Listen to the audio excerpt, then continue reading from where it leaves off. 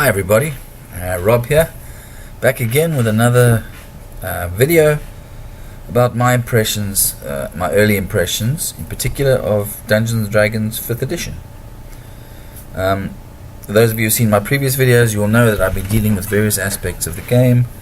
I've now played in a couple of sessions with the full 5th edition rules, in addition to my fairly extensive experience with the various play tests.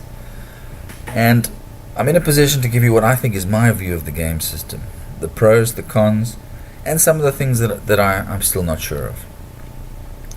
The first thing I think that I need to say about this is, and this opinion has strengthened over the last few weeks and even since doing some of my earlier videos, and that is that this game system, by which I mean the system as contained in the Player's Handbook and in the basic free PDF, if you have that, is, to my mind, the best mechanical system yet devised for a role-playing game. I know that's quite something to say, but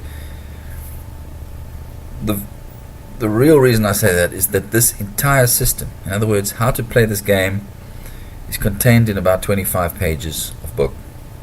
That's all. The rest of it is character stuff, things that engage your imagination but don't have to do with the mechanical rule set. That is incredible.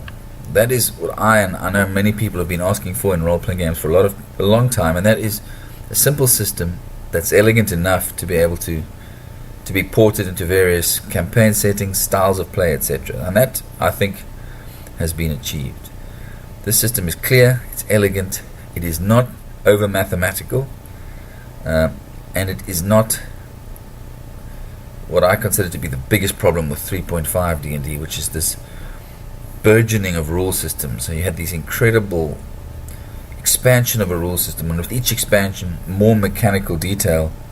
That one generally was stronger the later you went down the line, but also had the effect of importing new mechanics and effectively just encouraging this really over technical optimization that happened particularly with character builds in 3.5. This is a different system. This is an elegant system. It works well.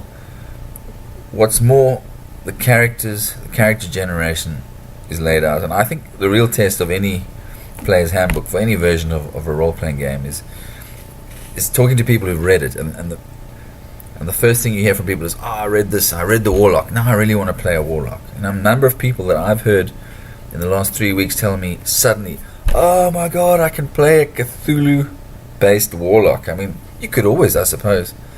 But the point of the game is, when it comes to the character generation part of this book, it's supposed to stimulate your imagination. It's supposed to make you have a look at a character class, race combination that you may have not thought of before and think, that's cool.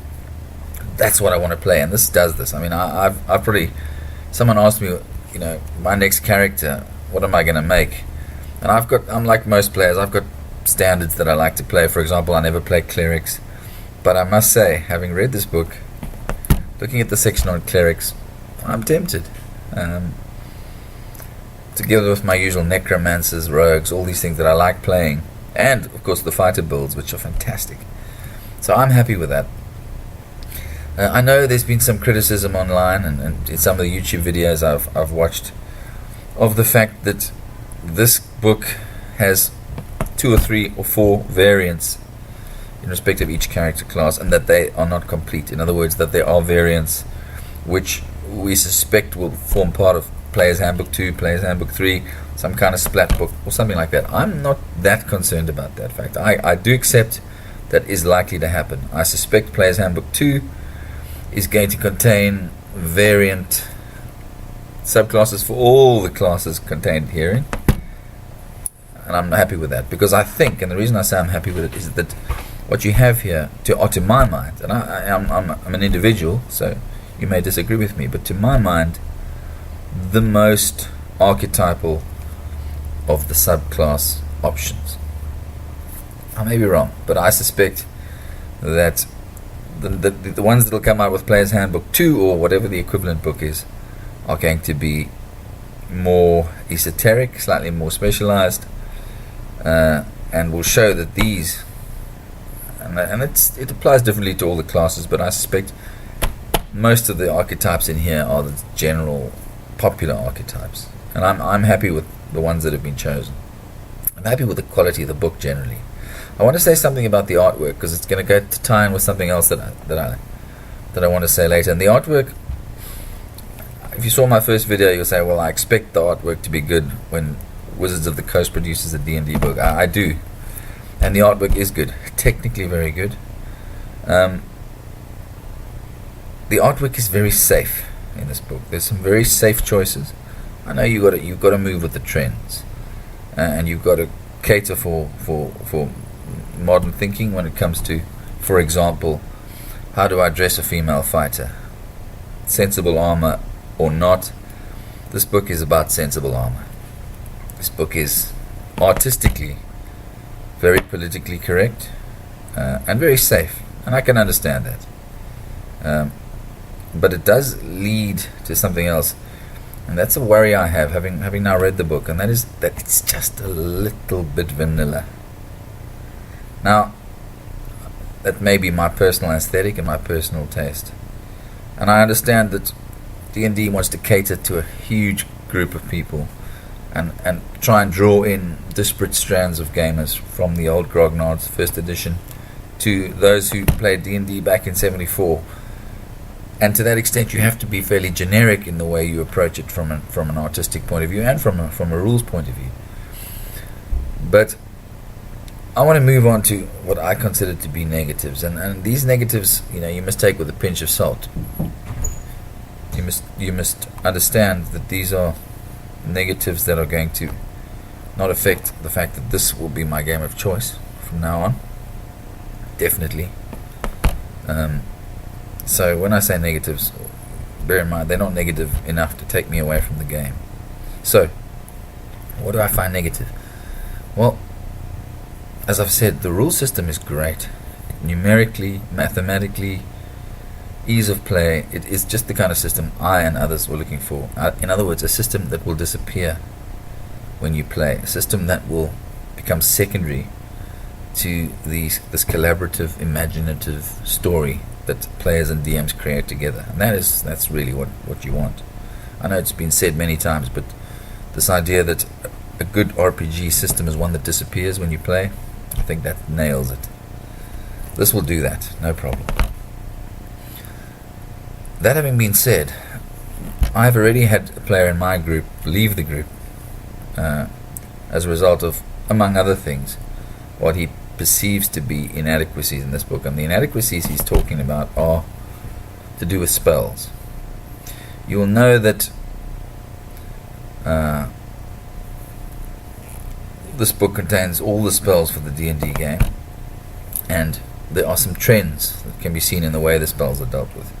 To discuss those trends, you need to understand a basic thing. The first is to do with conditions. So the book contains various conditions, and these are now regulated. So, for example, charmed is a condition. And I use charm as an example because it ties into, obviously, to the charm spell and to several other spells. So the book defines conditions, and many of the spells, and I'm talking about spells, not just the damage dealing ones, but the so-called, to use a 4th edition term, utility spells, are very much linked to the defined conditions. And the defining of the conditions is something that happens as a lawyer. I don't want to give you a lesson in legislation, but essentially when elected officials create legislation, one of the most common techniques of writing legislation is to include a specific definition section at the beginning. And the reason for that is that all the words that are considered to be important are defined in that section, so that whenever later on in the document a particular legal or technical word appears, it has only the meaning that's contained in the definition section. So the idea is to make interpretation less haphazard and less subjective. And I think to some extent what the conditions do for the spell system in this game is very similar to what a definition section in an Act of Parliament or other legislative body does, and that is to narrow and confine meaning. Now, why is that relevant? Well, it's relevant because, in my opinion, for those of you that remember the early versions of D&D, the magic user, or the wizard, was the only character class who wasn't confined by the mechanics of the rule system. The fighter, the rogue, these guys threw dice to determine whether or not they were successful or not. And those dice were regulated by the rule system. What dice you rolled and what bonuses you got. And that's fine. The wizard was different. He had spell descriptions in the player's handbook.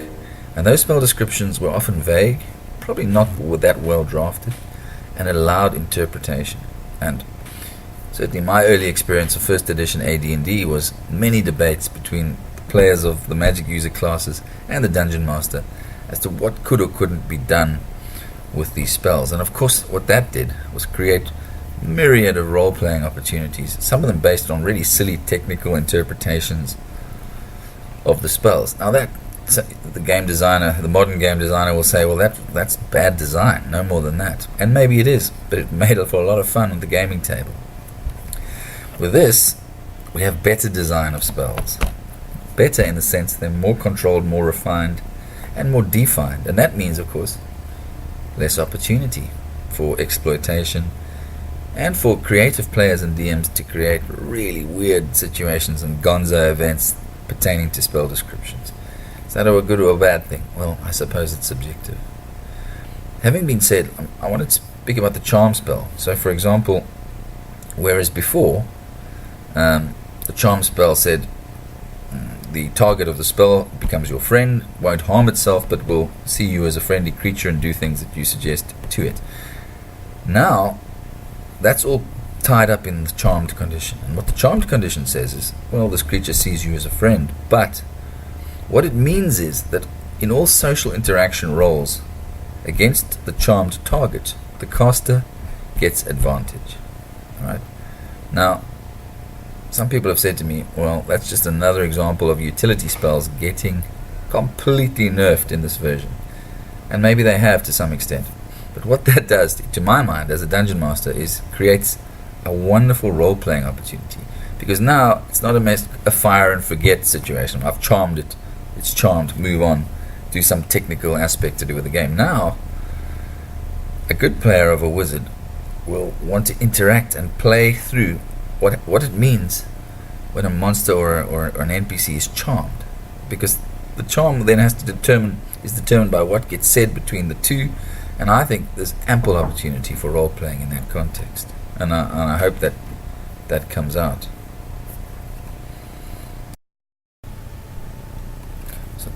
So utility spells, and I think why a lot of people are feeling that the utility spells have been the big loser in this version of the game, is that there's been an obvious increase in the damage output by the other spells. That is, the spells that do straight damage in whatever form that damage is, whether it's fire, necrotic, radiant, whatever.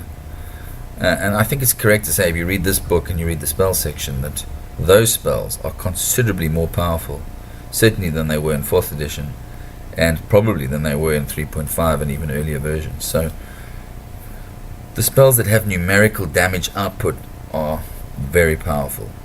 And many people have used this to conclude that what's being attempted in this version is to bring spells back to a numbers game and to take some of the interest out of spellcasting and make it just about doing damage. While there may be some merit to that, I think it overlooks the fact that damage dealing spells are really something that needs to be adjusted in accordance with hit points. So when wizards were designing this game, they needed to make those spells effective. And that's really just a function of where their design philosophy sits currently relating to hit points. And if you look at the monster manual, I haven't got a copy yet, but I have had a look at the monster manual, and you will see that by and large the hit point levels on the monsters has grown significantly. So to cater for that, the damage output of the spells has been adjusted, and I have no problem with that. I don't think that indicates a design decision to do away with utility spells at the expense, to do away with utility spells and make them suffer the brunt of an increase in attention to damage spells. I did say something in an earlier video which I considered to be a potential problem with this game, and that was that it wasn't deadly enough. Now, a lot of people responded to me and said, well, that's not the case, because we're now playing and we're first, second or third level and we are getting killed left, right and center. People are dying all the time. It's incredibly deadly. And I immediately had to rethink that, because my group has played from the beginning of the playtest. So we're playing characters in or around 6th or 7th level, and we're playing the old Desert of Desolation module. Some of you will have played, I'm sure you will know it. And of course that involves some level of conversion of first edition AD&D stats, and perhaps we haven't quite got the conversion correct on that point. If you can, and you're looking to use old modules in 5th edition, Stan Shin has done a first ed to 5th edition creature converter. Check it out. Stan has put it available as a PDF online. Very worthwhile. Gives you a good conversion mechanism for all your first ed to 5th edition monsters, and I think you do need it. So have a look, download it if you can. This issue of deadliness I may have to revisit, and I want to give you an example of why. And I bear in mind, my experience of this is not using characters anything less than 5th level. But I had a look at the bugbear entry in the monster manual.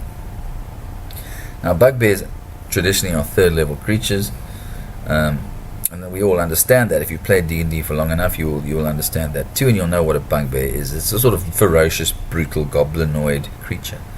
Well, if you have a look at bugbears in 5th edition, there's a bit of a surprise. They have this brute ability. Now, brute simply means that when they do damage, they deal 1 extra dice damage. So you've got a bugbear, standard bugbear, not the bugbear chief, but the standard bugbear is doing 2d8 plus 2 damage with a morning star. Now that's a lot. If you're playing 1st or 2nd level characters against a couple of bugbears, that's going to be problematic. But it's worse, because the bugbear has got this ability called surprise attack, and he's got a +6 on stealth, so he may well be getting surprised, particularly against your low level characters. So if he manages to hit you with an attack during the first round of combat, if you're surprised, and bear in mind, if you're surprised, you're not going to be able to act in that first round of combat, then he does an extra 2d6 damage. Alright? So the self-same bugbear, who may well get surprised because of his ability with stealth, is now doing 2d8 and 2d6 plus 2 damage to your 1st to 3rd level characters. That's deadly. That is deadly. I mean, there's a very good chance of a death or two when bugbears are doing that sort of damage, particularly on a surprise. Well, it gets worse. Can you imagine that bugbear throws a natural 20, scores a crit? Now bear in mind, in 5th edition the rules for crits are simply that when you roll a critical hit, you re-roll all the dice rolled for that damage. You don't add any of the numerical bonuses again, you don't double those, you simply re-roll all the dice. Well, what's happening here? Well, this bugbear would then be rolling 4d8 and 4d6, and for good measure adding 2 onto that if he gets surprised and scores a crit. So you can imagine how dangerous that is for a 1st to 3rd level character. I'm going to reconsider this. I'm going to wait till I've played 1st to 2nd level characters in 5th edition before shouting my mouth off again about the system not being deadly enough. Well, what about the system in general? My only real negative is the spell system, and it's not a negative, it's simply me. I worry that they didn't take enough opportunity to make spellcasting more interesting. Now, D&D is based on fantasy archetypes set out in fantasy literature, and we all know that in most fantasy literature, magic is something spectacular, something, in many cases, something dangerous, but certainly something unpredictable. And that's the one thing, in my view, that D&D has never really grasped. And I understand why, because you're trying to balance. You can't make the wizard a world changer when, the old situation of by 7th level, the rest of the party are bag carriers for the wizard. You don't want that, because everybody's wanting to have the same amount of fun at the table, or at least to have the opportunity to have the same amount of fun. Well, what could they have done? Well, my views in this regard have been shaped by the other big RPG purchase from last year that I made. Dungeon Crawl Classics RPG. This is the collector's edition gold foil special edition. Love this book. Now, for those of you who don't know, Dungeon Crawl Classics is a role-playing game which tends to harken back to some of the old tropes, some of the early role-playing. And it does so by increasing randomness, by increasing the drama of magic, and by making the whole thing just a little bit more random and zany and gonzo. It's a fantastic game. I highly recommend Dungeon Crawl Classics. If you haven't played it, check it out. Goodman Games. But Dungeon Crawl Classics does a few things very well. I'm not saying it would ultimately be my game of choice. Sometimes it is a little too random, a little too wild, a little too gonzo for my personal tastes. But I love playing it, love running it, I love the funnel system. But I'm not here to talk about that. What I want to talk about is two aspects pertaining to spellcasting in this game, which I think could have assisted if they had been incorporated in the new version of D&D. First is what's called spell burn. Some of you may know what spell burn is. Spell burn is a simple mechanic. Spell burn means that the spellcaster, in order to power up his spells, which, by the way, in DCC are not cast automatically, you need to make a roll every time you cast a spell, and each spell has its own table. The higher you roll, the more powerful the effect. I would love to see that in D&D, but probably aren't, and that might be a pipe dream. But spell burn. The spellcaster in DCC and in other games is allowed to use points from his strength, dexterity, and constitution to power up his spells. Those are recovered slowly. I think it's 1 point per long rest, essentially. But what a great idea. It ties into the mechanic of the spellcaster giving up his own physical strength to be able to create this really addictive thing called magic. I love the idea. It's such an easy mechanic to implement, particularly now that 5th edition uses spell slots. I think it would have been a great addition. It may come. I'm saying all of these things now, but and one thing that has been missing is this promised modularity. You'll remember that when 5th edition was first announced, it was very much a strong portion of that announcement that this game would be modular. It would be a basic game, and then there would be all these additional modules that you could add to your game, or your dungeon master could add to the game based on their own personal aesthetic play tastes, how they wanted to conduct the game. We have seen none of it so far. Alright? None of it. Jeremy Crawford, Mike Mills, say what you want, we have seen none of it so far. I suspect we will see some of it in the Dungeon Master's Guide when it's released in now December. But I'm not going to talk too much about modularity yet. If there is no modularity, it's a failing in my view. If there is, it's a big advantage. One of the things that I would like to see added as a module is this idea of spell burn. We have spell slots. We have the option to cast a spell with a higher spell slot in order to power it up. Well, why the hell not allow the spellcaster to cast the spell at a 1 slot higher for every point that he burns of strength, constitution, or dexterity? It just makes sense. I hope they add it. Good book. Second thing that DCC RPG does very well is and it's all done in one table. It's a D100 roll on a table called the Mercurial Magic Table. And the Mercurial Magic Table is simply based on the premise that every wizard's version of a spell would be different from the next wizard. My magic missile and your magic missile may well be totally different. And what you do is when you get a new spell in DCC, you roll on the D100 table, and that gives that specific spell a special signature associated only with you. Some of them are good, some of them are bad. It's very random, as I say. But what a brilliant idea. Even down to simple things like what your magic missile looks like when you fire it compared to mine. And these are different. Such an easy thing to do. Something that could have benefited from, in my opinion. In fact, a lot of the randomness, the zaniness, and the downright weirdness of magic that DCC does could, in my mind, have spiced up 5th edition, which is a little bit vanilla as it stands. So, well, where's the perfect game? I suspect it's somewhere between these two. Somewhere in the middle. This is going to be my book of choice, because I think as a system, this is more solid, smoother, better options, hopefully more modularity in future.